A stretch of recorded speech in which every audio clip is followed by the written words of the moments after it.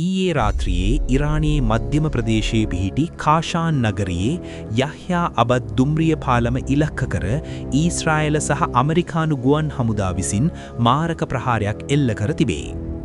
ඉරාන නිලධාරීන් තහවුරු කරන පරිදි මෙම ප්‍රහාරයෙන් දෙදෙනෙකු මිය ගොස් තවත් කිහිප දෙනෙකු තුවාල ලබා ඇති අතර දුම්රිය මාර්ගයට දැඩි හානි සිදු වී ඇත.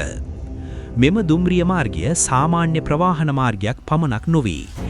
එය චීනයට අතිශය වැදගත් දුම්රිය මාර්ගයකි.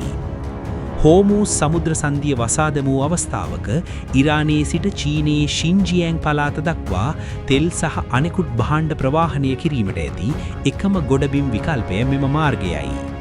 ඊශ්‍රායලය විසින් මෙම දුම්රිය මාර්ගය සහ පාලම් ඉලක්ක කිරීම හරහා චීනයට ඉරානයෙන් තෙල් ලබා ගැනීමට ඇති අවසාන මාර්ගයද අහුරා දමා තිබේ.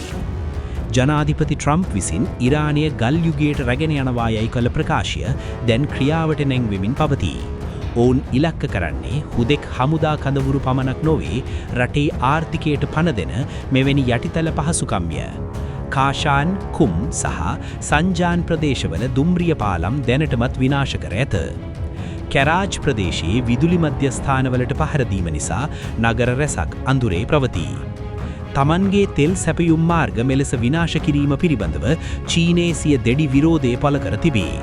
මේ හුදෙක් ඉරානයට එල්ල වූ ප්‍රහාරයක් නොවේ චීනයේ ආර්ථිකයට එල්ල වූ ඍජු තර්ජනයක් ලෙසයි බීජිං පාලනය සලකයි.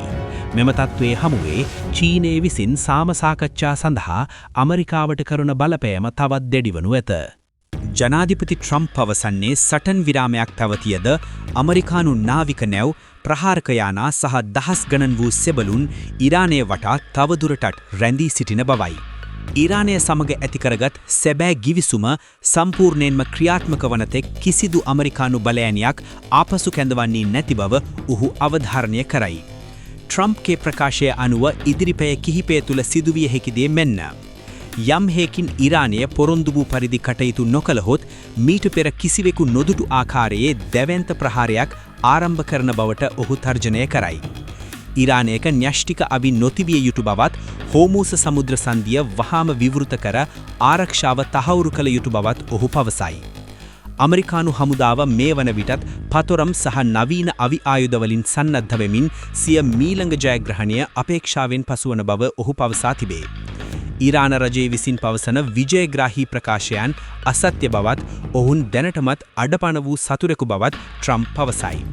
ඇමරිකාව නැවතත් ලෝක බලවතා ලෙස සිය අනසක පතුරුවන බවත් ඉරානයට සිය කොන්දේසිවලට යටත්වීමට සිදුවන බවත් මෙයින් අඟවයි. මෙම ප්‍රකාශයෙන් පෙනී යන්නේ දැනට පවතින සති දෙකක සටන් විරාමය අතිශය බිඳ බවයි. ඉරානය හෝමූස් මුහුද වසා තැබීමට උත්සාහ කළහොත් ට්‍රම්ප් විසින් සටන් විරාමය පසෙ කලා ඉරානයට පහරදීම ඕනෑම මොහොතක ආරම්භ කරනු ඇත. රෙස්ටිං ඇන්ඩ් ලෝඩිං අප් යනුවෙන් ඔහු කළ ප්‍රකාශයෙන් අදහස් වන්නේ මෙය කුණාටුවකට පෙර පවතින සංසුන් භාවය පමණක් බවයි.